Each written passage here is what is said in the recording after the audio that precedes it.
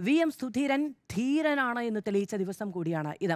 അദ്ദേഹം ആദർശത്തിന്റെ മുഖചിത്രമായി കുറേ കാലം കേരള രാഷ്ട്രീയത്തിൽ അടയാളപ്പെടുത്തി പോയി. പക്ഷേ അദ്ദേഹം ഒന്നുമായിട്ടില്ല എന്ന് ഞാൻ പറയില്ല. അധികാരം KPCC അധ്യക്ഷൻ അപ്പുറത്തേക്ക് ഒരു പക്ഷേ അദ്ദേഹം വളരേണ്ടുന്ന ഒരു മനുഷ്യൻ തന്നെയായിരുന്നു. പക്ഷേ അദ്ദേഹത്തിന്റെ രാഷ്ട്രീയ നിയോഗങ്ങളിൽ ഒന്ന് ഈ അഭിപ്രായം, ഈ തീരുമാനം എന്നതിനെ സ്വാധീനിക്കുക കൂടിയായിരുന്നു എന്ന് ഞാൻ വിചാരിക്കുന്നുണ്ട്. ഇപ്പോൾ VD സതീശൻ ഇതൊരു ദൈവനിയോഗമാണ് എന്നാണല്ലോ പറഞ്ഞത്. വിശ്വാസമൊക്കെ ഓരോരുത്തരുടേതുമാണ്, വ്യക്തിപരവുമാണ്. മറ്റൊന്ന് K മുരളീധരൻ, അദ്ദേഹവും ആ നിലയ്ക്കുള്ളൊരു അഭിപ്രായം സ്വീകരിച്ചു എന്നാണ് ഞാൻ വിചാരിക്കുന്നത്.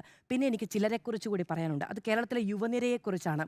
മാറ്റങ്ങൾ യുവാക്കളിലൂടെ ഉണ്ടാകുന്നു എന്ന് വിചാരിക്കുന്ന സമയത്ത് അധികാരത്തിനൊപ്പം നിൽക്കാതെ, നോക്കൂ, നമ്മളൊരു ഒഴുക്കിനൊപ്പം നീങ്ങി നിൽക്കുകയാണെങ്കിൽ നമ്മൾ പൊങ്ങിക്കിടക്കും. നമ്മളാണ് ആ ഒഴുക്കിൻ്റെ കാരണമെന്ന് വിചാരിക്കും. പക്ഷെ നീന്തിക്കയറുന്ന ചില മനുഷ്യരുണ്ട്. ഒരു പ്രളയം അവസാനിച്ചു പോകുമ്പോൾ അവരവിടെ തലയുയർത്തി നിൽക്കും. അങ്ങനെയും സാധിക്കും ഒഴുക്കിനെതിരെ നീങ്ങാൻ. ചിലർ മുഖ്യമന്ത്രി ആകും, ചിലർ അധികാര കേന്ദ്രമാകും എന്ന് വിചാരിക്കുന്ന സമയത്ത് അവരുടെ കൂടെ ഒഴുകാമെന്ന് വിചാരിക്കുന്നവർ. സുധീരൻ VD സതീശനോട് പറഞ്ഞു അത്രേ, അങ്ങനെ ആ തരത്തിൽ ഈ പ്രകീർത്തിക്കാൻ വരുന്നവരുണ്ടല്ലോ, അവരെ മാറ്റി നിർത്തുന്നത് നന്നായിരിക്കുമെന്ന്. സ്തുതിപാഠകർ കുറച്ച് ബുദ്ധിയുള്ള മണ്ടന്മാരുണ്ട് കാലഘട്ടത്തിൽ.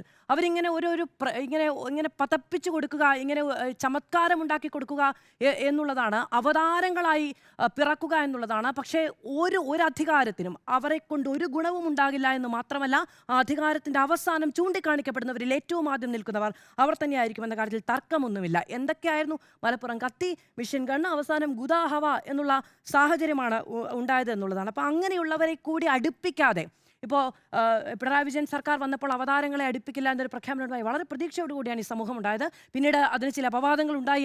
എന്നിരുന്നാൽ പോലും ആ കാഴ്ചപ്പാട് അനുകരണീയമാണ്. അത് ആവർത്തിക്കാൻ പുതിയ അധികാര കേന്ദ്രത്തിന് കഴിയട്ടെ എന്നാണ് ഞാൻ ആത്മാർത്ഥമായും ആഗ്രഹിക്കുന്നത്.